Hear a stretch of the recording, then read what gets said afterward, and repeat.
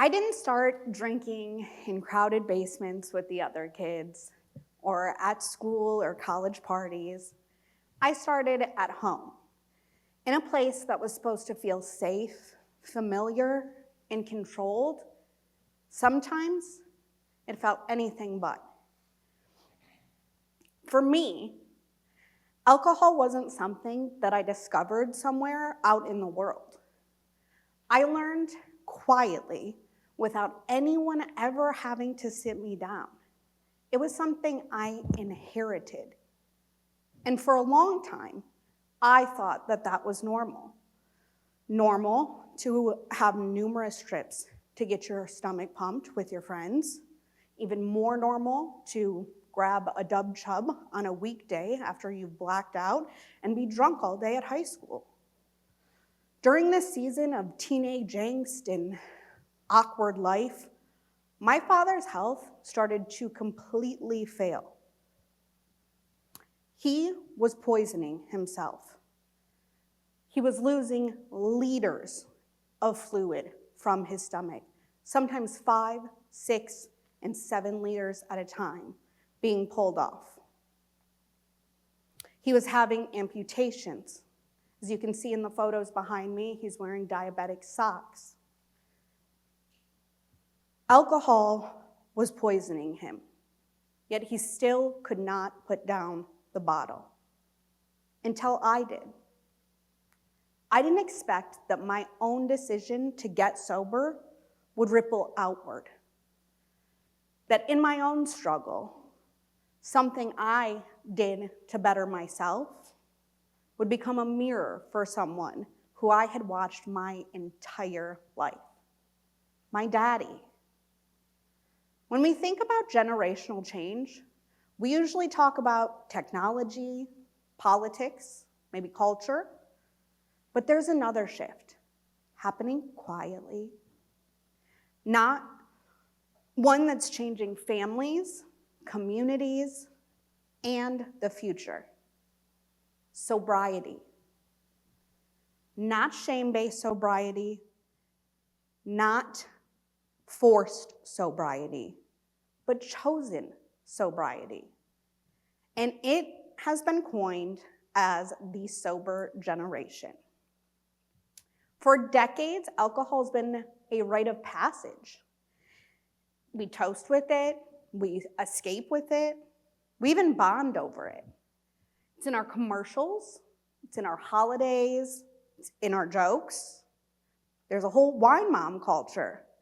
Hey, wanna grab a beer after work? Shots for the weekends, girlies. Drinking wasn't just normal, it was expected. And all of we've been aware of the statistics too. Alcohol contributes to over 178,000 deaths a year in the United States alone, making it one of the leading preventable causes of death. But something interesting is happening right now. More people are continuing to ask a revolutionary question. What if we didn't need alcohol at all? And that question is changing everything. Since I can recall, sobriety was framed as something you only did after things went wrong. You had to hit rock bottom. You had to lose something. You had to earn sobriety through suffering. In the sober generation, we're flipping that script. We're saying sobriety, it's not a punishment, it's a choice. It's a choice for clarity, it's a choice for health, it's a choice for presence, a choice for breaking cycles that families have carried for ages. And alcohol consumption among young adults has declined significantly in the past 2 decades. In fact, nearly 50% of Gen Z adults report actively trying to reduce or eliminate alcohol consumption completely. Plus, for many of us, alcohol was never just a drink. at least not for me. It was a coping mechanism. Stressed, reach for a beer. Celebrating literally anything, raise a glass. Hurt, have another. Trust me, it numbs the pain. Entire emotional toolkits were being built around numbing out. But this community, they're doing something incredibly brave. They're choosing to feel everything. The joy, the pain, the anxiety, the healing. Research actually shows that alcohol use is linked with increased anxiety, depression, and sleep deprivation, even at just moderate levels. And here's my favorite part. The sober generation, it is not defined by age. It's not just Gen Z. It's millennials who are tired of hangovers and anxiety. It's parents who want to break cycles before their children inherit them. It's veterans, professionals, students, creatives, people who looked around and realized something important. Alcohol was taking more than it was giving. And so they stepped out of the current. Not loudly, not always perfectly, but intentionally. You see, changing a paradigm doesn't happen through massive revolutions. It happens through thousands of quiet decisions. The decision to order a sparkling water instead of a drink. The decision to leave environments that revolve around intoxication. The decision to say, I'm good without it. And those choices may seem small, but culturally, they're huge. Because every time someone chooses sobriety openly, it does something powerful. It gives permission. Permission for the person standing next to them who was questioning their own relationship with alcohol. Permission for someone who thought that alcohol or that sobriety meant isolation. Permission for someone who thought they were maybe the only one.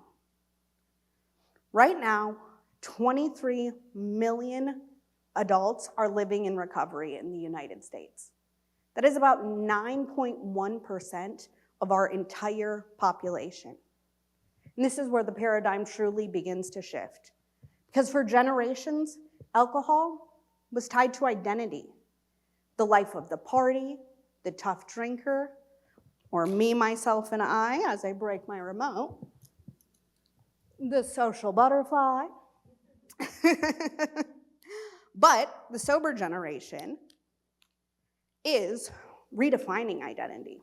They're discovering something surprising. You don't lose yourself without alcohol. You actually find yourself.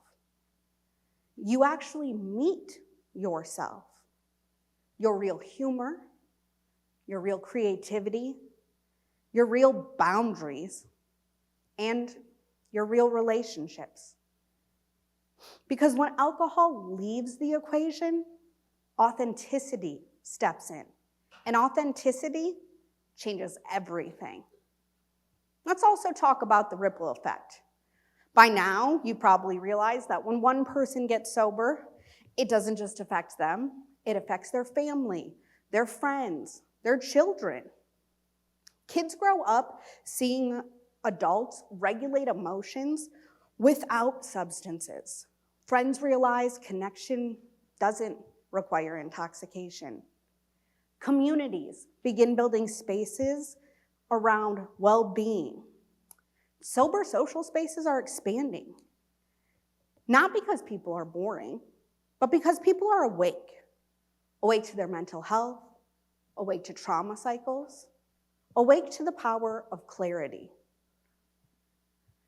Just last month, I was lucky enough to have the opportunity to be a committee member for a camp built totally around sober community. Supporting this entire journey, my amazing husband, who too is now sober, And my sister and father watching our children for an entire week. Yes, you heard that right, my father watching my children for an entire week, something I never thought possible. Next month, me, my sister, and husband are also leading a sober camp in Canada as well. So in this new era, we are also redefining strength. For a while there, we confused strength with tolerance. Tolerance for numbing out, tolerance for just getting through. We used to ask, how much can you handle? But now the question is changing.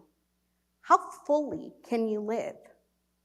Because real strength isn't pushing away your problems. It's facing them. Real strength isn't fitting into a culture that harms you. It's having the courage to step outside of it. And sometimes the bravest thing you can do in a room full of drinks is simply say, no, thank you. Plus, nowadays, mocktail menus are growing, making it so much easier to feel social without the buzz. In fact, the non-alcoholic beverage market is projected to grow globally 30% in the next 2 years. Changing a paradigm always feels uncomfortable at first. People question it, they joke about it, they push back, but every cultural shift starts with people who are willing to live differently before it becomes normal. And that's what the sober generation is doing. They're not just choosing sobriety, they're choosing presence, they're choosing mental health, they're choosing to rewrite family stories. And changing a paradigm does not require perfection. It just requires enough people choosing a new path. And this generation is doing exactly that. One decision, one alcohol-free day at a time. Not because life is easier sober. Trust me, it is not. Woo! But because it is real. And in a culture that continuously profits from our escape, choosing to be fully present, it's quite the rebellion, a powerful one. Because we're not losing anything. See, we're reclaiming everything. So before I go, I will leave you with this. My relationship has never felt healthier. My children are best friends with their papa. They're actually watching on the live stream at home with him right now. My life is continuously growing, expanding, and getting better. And around Central Michigan University and Mount Pleasant, there are so many sober social spaces expanding, and I personally would be happy to go to a meeting with you any day, anytime. Whether it's an AA or an NA meeting, I'm here for you. So behind me are a couple local resources, the 1016 Recovery Network, the peer360.com, they host local events, and then the Alano Club as well, off Fancher Street. My name is Holly Korhorn. I am 4 years sober. Thank you.